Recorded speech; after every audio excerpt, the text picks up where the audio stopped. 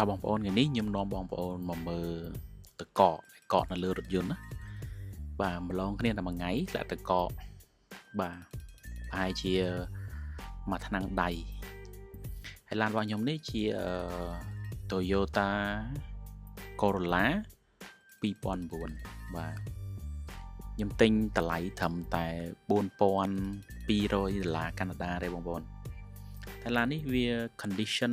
ហើយនឹងរូបរាងវាខាងក្រៅអីនៅថ្មីបងប្អូនបាទឡាននេះកាលពេលខ្ញុំទិញហ្នឹងគឺប៉ះតែកាងក្រោយ